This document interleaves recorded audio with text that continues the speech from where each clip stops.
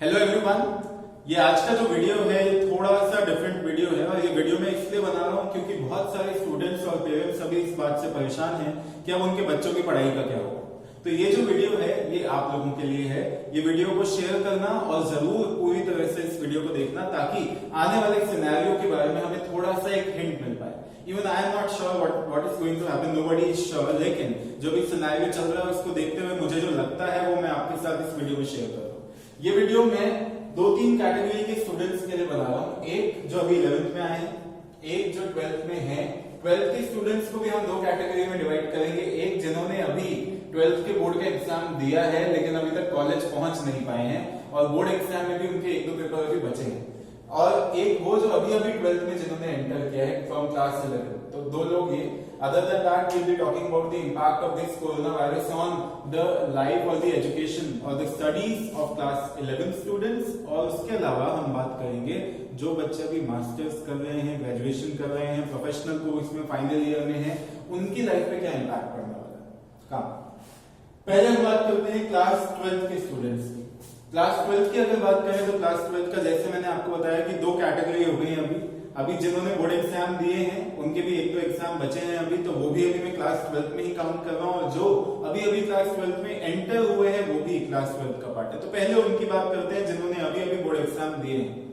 आप लोगों ने अभी बोर्ड एग्जाम दिए हैं और कुछ एग्जाम आपके एक दो एग्जाम बचे भी हुए हैं। ऐसा एक अनाउंसमेंट भी आ रहा है, सुनने में आ रहा है कि शायद वो जो लास्ट एग्जाम आप लोगों का बचा हुआ था वो नहीं होगा, और बचे हुए जो एग्जाम्स जो आपने दिए थे उनके एवरेज के बेसिस पे आपको मार्क्स दिए जाएंगे। शायद ये नहीं भी हो और शायद ये हो भी, लेकिन अगर ऐसा होता है तो it will not B actually justified for the students जिनके लिए वो 5th एग्जाम जो बच गया वो ज्यादा इंपॉर्टेंट था। क्योंकि हो सकता है कुछ बच्चों के लिए वो जो पर्टिकुलर सब्जेक्ट है वो उनका फॉर्टे हो और उसमें उनको मार्क्स लाने की ज्यादा उम्मीद हो, तो उससे उनके जो मार्क्स है उन पे इम्पैक्ट पड़ेगा और कॉलेज एडमिशन पे भी इम्पैक्ट पड़ेगा। But for now what you need to understand is कि you have to keep your head cool. आपको ये समझना है कि आप लोग अभी भी बहुत अच्छे हो बाकी स्टूडेंट्स से। अगर मैं आपको कंपेयर करके दिखाऊंगा कि जो बाकी स्टूडेंट्स हैं उनके साथ क्या हो रहा है। बहुत सारे ऐसे स्टूडेंट्स हैं हमारे जो भी क्लास 12 के बोर्ड एग्जाम जिन्होंने दिए और जो बार बार इंक्वायरी करते हैं, पूछते हैं, मैसेज करते हैं कि यार भैया क्या होगा, what will happen with us, it will be a very difficult situation for us. अब कॉलेज कैसे मिलेगी, अच्छे कॉलेज में एडमिशन कब मिलेगा, पता नहीं कॉलेज जा भी पाएंगे या नहीं जा पाएंगे। ये जो सिचुएशन है हमें पहले तो ये समझना है, it's common for all. It's not only you is suffering, it's the world who is suffering from this। पूरी दुनिया पे इम्पैक्ट पड़ रहा है इसका। ये आपके ऊपर ही इम्पैक्ट नहीं पड़ेगा, एक स्टूडेंट की लाइफ के अलावा एक बिजनेसमैन की लाइफ पे, हर एक इंडिविजुअल की लाइफ पे इम्पैक्ट पड़ेगा। हम सब अपनी अपनी लाइफ में 6 महीने 1 साल पीछे आ गए हैं। हमारा देश, दुनिया लगभग 6 महीने 1 साल पीछे आ गई है, आने वाली है। तो what we need to understand for now is कि अभी आपके लिए सबसे इंपॉर्टेंट टाइम ये है कि आप अपनी नॉलेज जितनी ज्यादा बढ़ा सकते हो, अपनी स्किल जितनी बढ़ा सकते हो उसको बढ़ाओ। आप कोशिश करो कि आप for example online personality development की क्लासेस लो, ऑनलाइन इंटरव्यू कैसे देते हैं उसके बारे में आप सीखो, नई नई चीजें। फॉर एग्जांपल डिबेट कॉम्पिटिशंस में अगर कोई हो रहे हैं तो उनमें पार्टिसिपेट करो। हम लोग भी एक कॉन्टेस्ट करवा रहे हैं, एक एज ऑफ आर्ट करके एज इंस्टीट्यूट एक कॉन्टेस्ट करवा रहा है। I know most of you would be knowing about it and many of you are already participating in it, so I'll not be talking about much in this video। लेकिन इन सब चीजों में आपको participate करना चाहिए। आपको कोशिश करनी चाहिए कि घर बैठे जितनी नॉलेज आप गेन कर सकते हो वो करो। मोरओवर आपको ये भी ध्यान रखना है कि क्या पता आपका वो जो एग्जाम बच गया है वो ऑनलाइन ले लिया जाए। जनरली मुझे लगता नहीं है कि शायद ऐसा होगा, लेकिन एक चांस है कि अगर आपका वो ऑनलाइन एग्जाम होता है anyway which might be an open book exam for you, क्योंकि आप लोग घर बैठ के अगर देते हो, तो in that condition अगर वो भी होता है तो you need to be prepared for that। या उसके बजाय अगर कुछ भी होता है तो आपका जो सब्जेक्ट का एग्जाम बच गया है उससे आपको एकदम कनेक्शन तोड़ना नहीं है। आपको इस सब्जेक्ट से थोड़ा थोड़ा जुड़े रहना है, क्योंकि God knows when what will happen। हो सकता है आपके सेंटर इतने डिवाइड करके 10-15 करके बच्चों को एग्जाम देने के लिए अलग अलग आइसोलेट करके बुलाया जाए। It's not a big deal, it might happen. तो बहुत ध्यान रखना है आपको इन चीजों का। मोर ओवर क्योंकि आपके पास इतना टाइम है, you have a lot of time to decide कि आपको कौन से कॉलेज में एडमिशन मिल सकता है। आप अलग अलग कॉलेज के फॉर्म फिल करना शुरू कर सकते हो। अगर फॉर्म अभी नहीं आया तो उनके बारे में जानना शुरू कर सकते हो, कौन कौन से कोर्स हैं आपके लिए अवेलेबल। क्योंकि बहुत लोगों को जब 12th के एग्जाम जिन्होंने दिए भी थे उनको very much sure कि 80% of them, 80% with a very high figure are actually not sure कि उनको लाइफ में क्या करना है। तो आपके पास अभी बहुत टाइम है।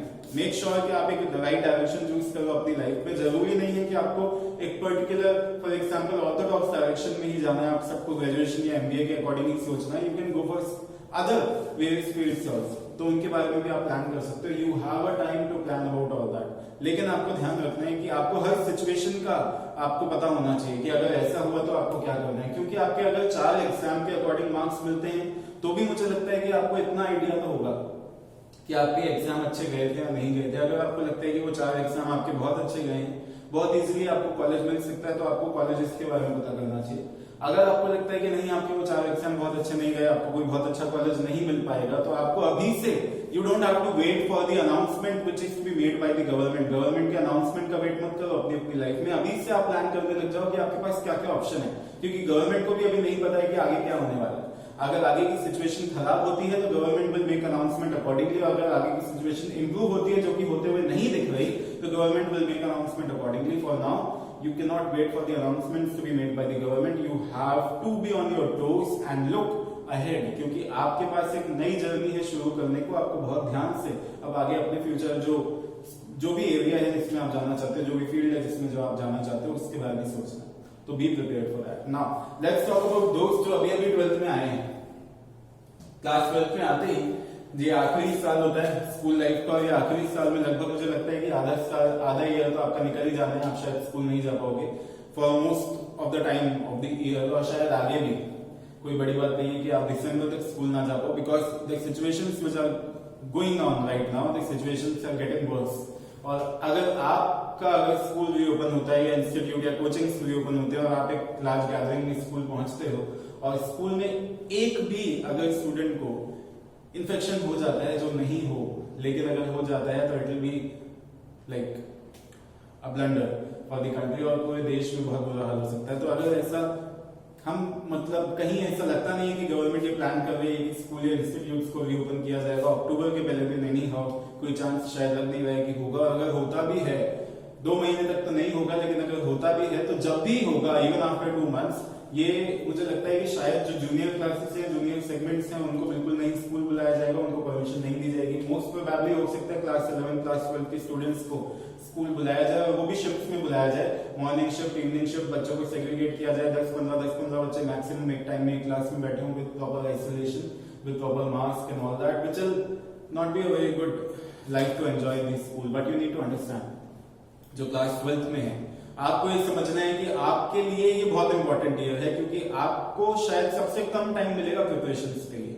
और आपको भी सबसे कम टाइम इसलिए मिलेगा क्योंकि बहुत लंबे टाइम तक अगर ये चलता है, जो कि चलेगा, जो ये प्रॉब्लम चल रही है, जब तक वैक्सीनेशन नहीं आएगा ये मुमकिन नहीं है कि हमको स्कूल्स में और लार्ज गैदरिंग में बैठने को मिलेगा, आपके फ्रेंड्स से आपको मिलने को मिलेगा। बहुत मुश्किल है स्कूल लाइफ का आखिरी ईयर है। I can understand the emotions that you are going through. I can understand कि आप कितना मिलना चाहते हो अपने दोस्तों से, अपने टीचर्स से, अपने स्कूल ग्राउंड में, प्ले ग्राउंड में, अपने जो स्कूल लाइफ है उसको कितना एंजॉय करना चाहते हो, लेकिन which this might not happen with you. शायद आप लोगों के लिए एक्चुअली सबसे जो बुरा हो रहा है वो स्टूडेंट्स लाइफ में, वो आप लोगों के साथ हो रहा है और इन लोगों के साथ हो रहा है, जिसके बारे में हम बात करेंगे। लेकिन you need to understand that the situation is beyond your control, beyond our control.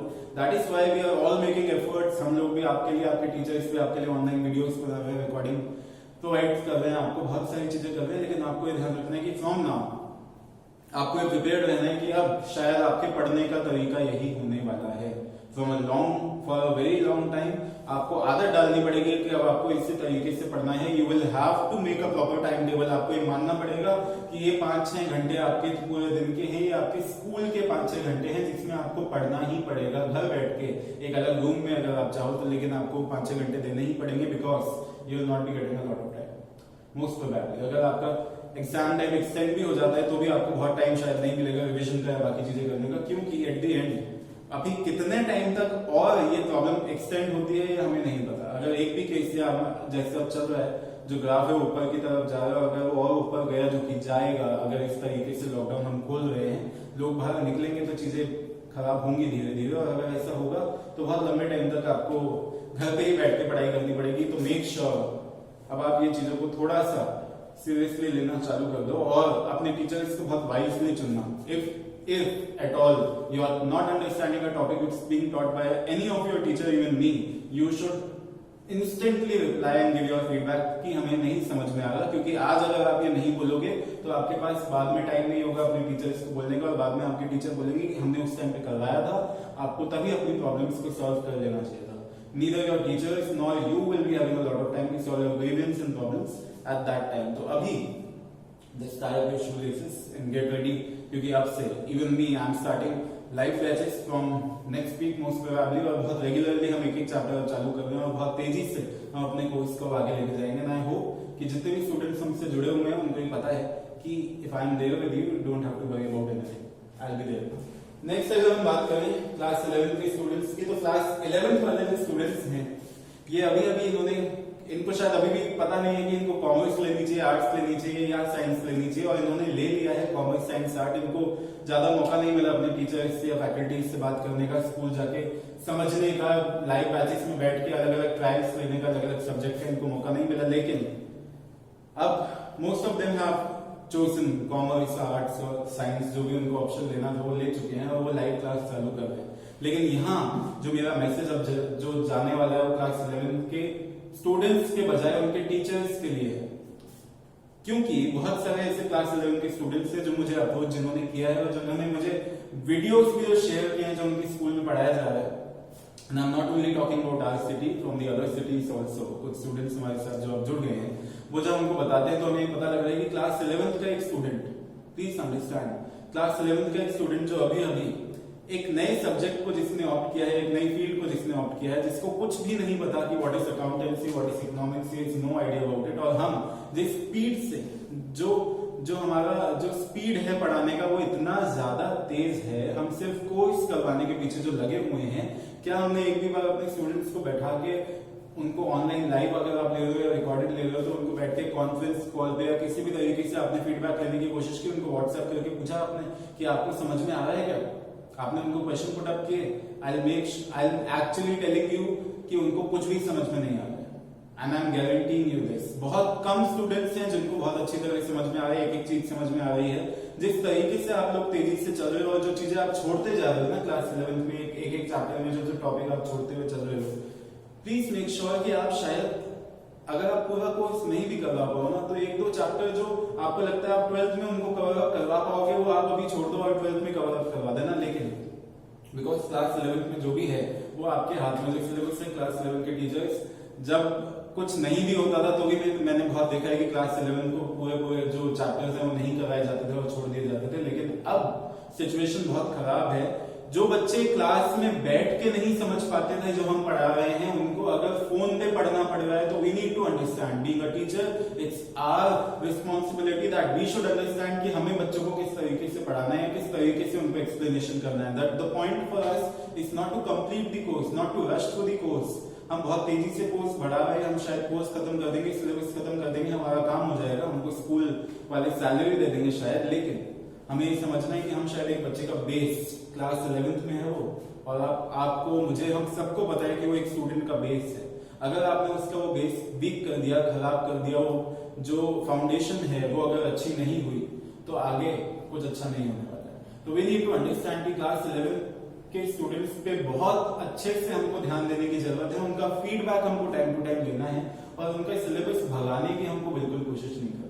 चाहे हम धीरे करवाएं, चाहे हम 2-3 chapter, we can do that, we can actually skip 2-3 chapters of class 11. तो उसको हम 12th में जब वो आ जाएंगे तो करवा देंगे, क्योंकि तब तक सिचुएशन बहुत बेटर हो चुकी होगी और तब तक स्कूल हमारे जो बाकी चीजें नेक्स्ट सेशन तक ऑब्वियसली रीओपन हो जाएगा सब कुछ. तो अभी आपको ये समझना है कि क्लास 11 का कोर्स भगा के और उनको चीजें करवा के कुछ नहीं होगा.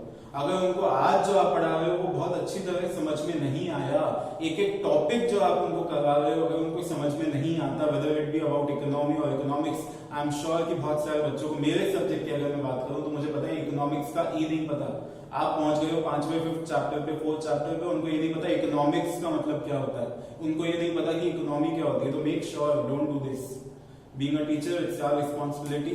और ये मैं पर्सनली किसी पे नहीं पॉइंट आउट कर रहा हूँ, मैं एक जनरल बात कर रहा हूँ. शायद मैं इसमें अपने आप को भी इंक्लूड कर रहा हूँ कि मुझे भी अपने पढ़ाने की जो स्पीड है वो थोड़ी सी धीरे रखनी पड़ेगी और मुझे उस पर कंट्रोल रखना पड़ेगा. मुझे ये ध्यान रखना है कि नॉलेज जो मैं देना चाह रहा हूँ क्या वो बच्चे तक पहुंच रही है. Because what is important is not the lines that are written in the book, उसको हिंदी में कोई भी कन्वर्ट करके पढ़ा सकता है। हमें हमारे लिए इंपॉर्टेंट ये है कि क्या वो जो क्रक्स है, वो जो उस चीज की जो नॉलेज है, क्या वो हम उसको प्रोवाइड कर रहे हैं, क्या हम उसके दिमाग में वो चीज डाल रहे हैं जो उस बुक में लिखी हुई है या जो उसके सिलेबस या कोर्स में है। शायद हम वो चीज नहीं कर पा रहे, और अगर हम वो नहीं कर पा रहे तो आगे जाके उसके फ्यूचर में वो क्या करेगा लाइफ में, ये हम भी नहीं जानते। बिकॉज जॉब्स एंड ऑल पहले बहुत कम होने वाले हैं, और आगे जाके अगर उसमें नॉलेज नहीं है, चाहे वो किसी भी स्कूल का पास आउट हो, इफ ही और हिम और her is not having the knowledge about that particular thing जो पढ़ रहा है, तो जो भी पढ़ रहा है वो उसके बिल्कुल काम नहीं आने वाला है। तो अपना कोर्स भगाने के बजाय हमें समझना चाहिए कि हमें उनको समझाने की जरूरत है कि उनको एक्चुअली वो जो चीजें जो बेस जो पहली बार पढ़ रहे हैं वो उनको समझ में आ रहा है या नहीं आ रहा। We should always go for the feedback. Same for the students also, आपको भी अपने टीचर्स को हाथों हाथ, कई बार वो टीचर्स को नहीं पता लगता है कि आपको समझ में आ रहा है या नहीं आ रहा है, उनको वो असम्पशन हो जाता है, अज्यूम कर लेते हैं हम लोग कि शायद आपको समझ में आ रहा होगा। अगर आपको कोई भी प्रॉब्लम आती है, instantly give the feedback to your teachers कि हमें ये समझ में नहीं आया। आप उनको अगले चैप्टर पे मत जाने दो, stop them at that very chapter, उनको बोलो हमें नहीं समझ में आया। ये आपके लिए इंपॉर्टेंट है, आपकी लाइफ के लिए इंपॉर्टेंट है, आपको समझना है। जो आप क्लास 11th में पढ़ने वाले हो, ये आपको लाइफ लॉन्ग काम में आने वाला है। जिस भी फील्ड में आप जाओगे, जो भी स्टूडेंट, जिस भी आप फील्ड के सब्जेक्ट के स्टूडेंट हो, ये आपका फाउंडेशन है, ये बेस है। ये अगर आपको समझ में नहीं आया तो 12th या फर्स्ट ईयर या आगे जाके आपको कुछ भी नहीं समझ में आने वाला है। तो make sure don't let your teachers rush through the course होगा या नहीं होगा क्लास 11th आपके लिए इंपॉर्टेंट नहीं है। आपने कितना सीखा, कितना आपने समझा अपने बुक्स को, अपने कोर्स को, वो आपके लिए ज्यादा इंपॉर्टेंट है। Now let's come upon two the college students. जो मेजर इम्पैक्ट पड़ने वाला है वो अभी कॉलेज स्टूडेंट्स की लाइफ पे पड़ने वाला है, जो अभी अपने फाइनल ईयर में है या जो अभी बस फाइनल ईयर में आने ही वाले हैं। क्योंकि आपको ये समझना होगा कि आपको सबसे ज्यादा पेशेंस रखने की जरूरत है। Most of you will be like willing and eager to enter into the job and the corporate world and the things, और आप समझ रहे होंगे कि अभी बहुत जल्दी से आपको काम मिलने वाला है, और आप बहुत जल्दी से अब वो चीजें नहीं होने वाली जो आप जिन चीजों की आप प्लानिंग कर चुके थे कि कैंपस प्लेसमेंट होगा, ये होगा, वो होगा, अभी ऐसा कुछ भी नहीं होगा। You need to be prepared for that and you need to be mentally strong for that. आपको ये मानना है कि जैसे आपने 5-6 साल एक स्टूडेंट लाइफ में बिताए हैं, वैसे आपको एक और साल, चाहे आप कॉलेज में अब नहीं भी होगे, फाइनल ईयर के बाद कॉलेज आपका पास आउट भी हो जाओगे, तो भी एक साल अपने आपको बिल्कुल पेशेंटली देना है। और आपको ये समझना है कि मार्केट में जॉब है ही नहीं। अब जॉब कट डाउन जो होने वाला है, अनएम्प्लॉयमेंट जो रेट है, रेशियो है, वो बहुत तेजी से बढ़ने वाला है, और वो सिर्फ हमारे देश में नहीं पूरी दुनिया में होने वाला है, और वो रिकवर भी होगा। ऐसा नहीं है कि जो चीज नीचे जाती है वो ऊपर नहीं आती, वो वापस ऊपर आएगी। You dive in a pool, जब आप पूल में डाइव करते हो तो एक बार आपको वापस ऊपर आने का मौका मिलता है। हमारी इकोनॉमी को भी मिलेगा, हर इकोनॉमी को मिलेगा कि जब हम अब नीचे जा रहे हैं तो एकदम से धीरे धीरे हम वापस भी आएंगे। ऐसा नहीं है कि हम नीचे जा रहे हैं तो नीचे ही रह जाएंगे, अनएम्प्लॉयमेंट बढ़ रही है तो अनएम्प्लॉयमेंट बढ़ती जाएगी, खत्म नहीं होगी। Will come out of it again, it will take 1 year और मोर, एंड अगेन हम धीरे धीरे करके उससे बाहर आएंगे। लेकिन अभी टाइम नीचे जाने का है। अपने आप को रोक के रखो, अपने आप को समझा के रखो, अपने आप को बहुत क्लैरिफाई कर दो कि ये ईयर आप कितने भी एफर्ट डालो आप कुछ ज्यादा नहीं कर पाओगे, क्योंकि अभी सिचुएशन वो नहीं है। कुछ चीजें हमारे कंट्रोल के बाहर हैं। The environment, the economic environment, जो भी अभी ट्रेंड चलेगा इकोनॉमी में, अनएम्प्लॉयमेंट और जो भी डिप्रेशन वाला एक फेज आएगा, जो कि दुनिया में हर इकोनॉमी में आएगा, वो आपके कंट्रोल में नहीं है। तो आपको उसके बारे में सोचना है। If you have certain like thoughts, और अगर आपके पास कुछ आइडियाज हैं कुछ नया करने का, कुछ अलग अलग एक्टिविटीज करने का, ऑनलाइन बहुत सारी चीजें आप कर सकते हो आगे जाके, या आप डिफरेंट एक्टिविटीज कर सकते हो if you have skill and knowledge, और आप वो चीजों में एम्प्लॉयमेंट अपने आप को ढूंढ सकते हो। लेकिन अगर आप बात करो पर्टिकुलर कोई इंडस्ट्री की जहां पे आपको जॉब के लिए अगर आप सोच रहे हो, तो इंडस्ट्री सभी जॉब दे नहीं रही है, लोगों को जॉब से हटा रही है।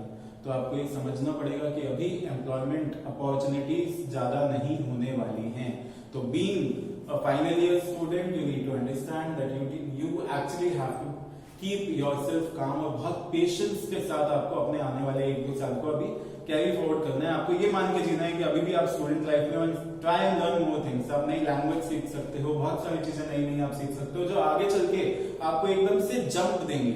हो सकता है अभी आप इस स्केल पे काम करते, लेकिन 2 साल तक अगर आपको जॉब नहीं भी मिलती है, 1 साल तक नहीं मिलती है, तो 1 साल तक आप नई चीजें वो सीखोगे। आप बैठ गए तो आप बैठ जाओगे, लेकिन if you kept learning, if you want to earn, remember this, if you want to earn, you need to learn. If you want to earn well, you need to learn well. The more you will learn, the more will you earn.